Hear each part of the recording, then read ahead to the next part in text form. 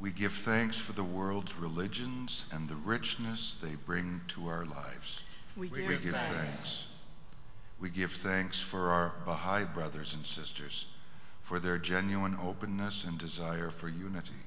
We give thanks. We give thanks for our Buddhist sisters and brothers, for their sense of peace and relinquishing of self.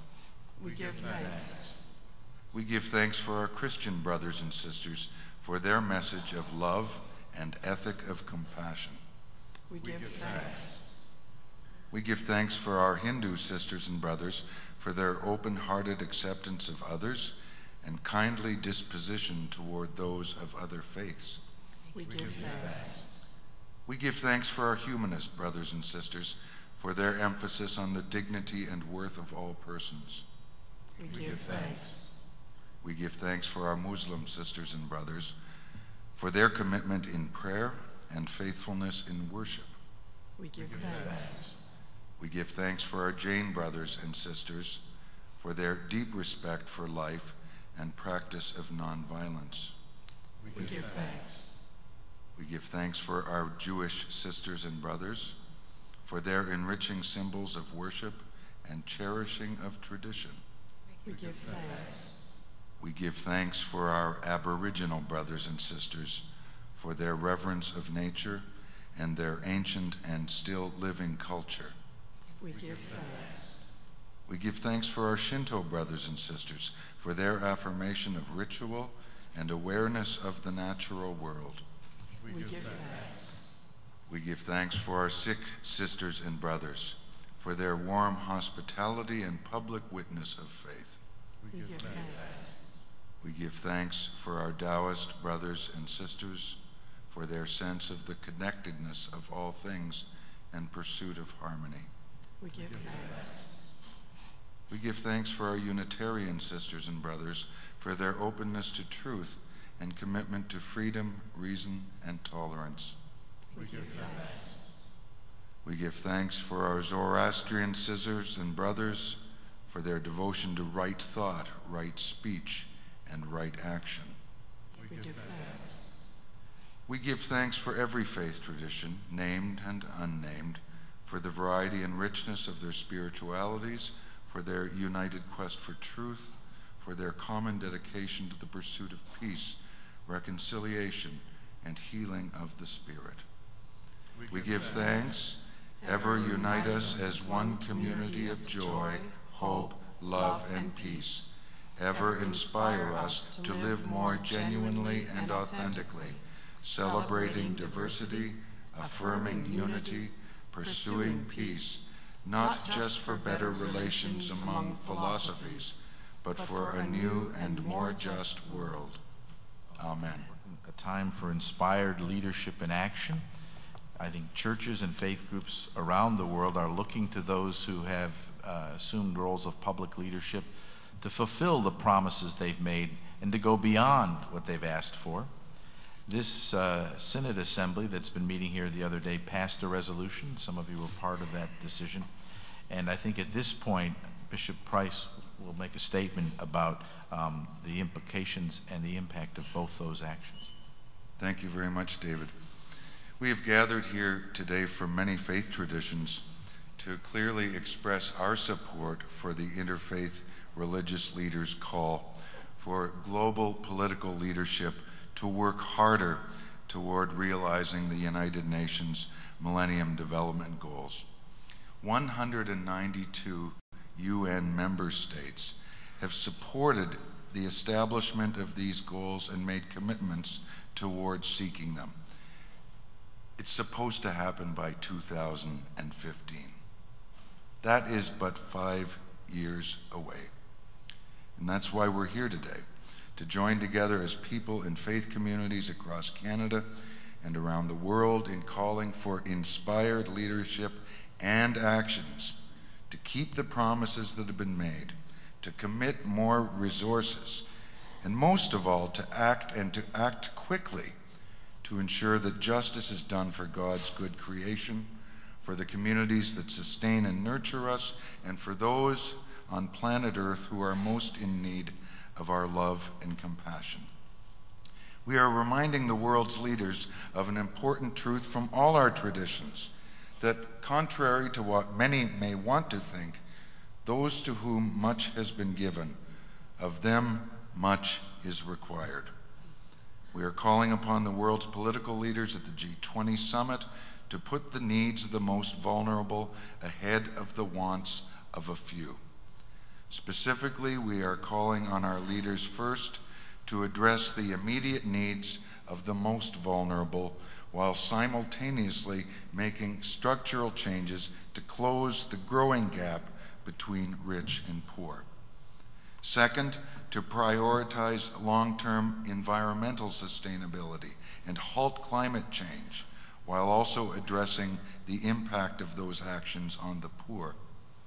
And finally, we are asking them to invest in peace and remove factors that feed cycles of violent conflict and costly militarism that's playing out in our ever-increasingly fragile world.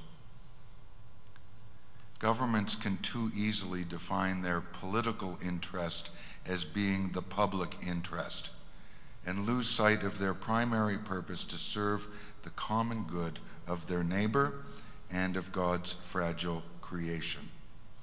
Sadly, we find that most summit meetings do not take our leaders to very lofty heights. In fact, they might not even see far beyond the narrow national self-interests that they bring.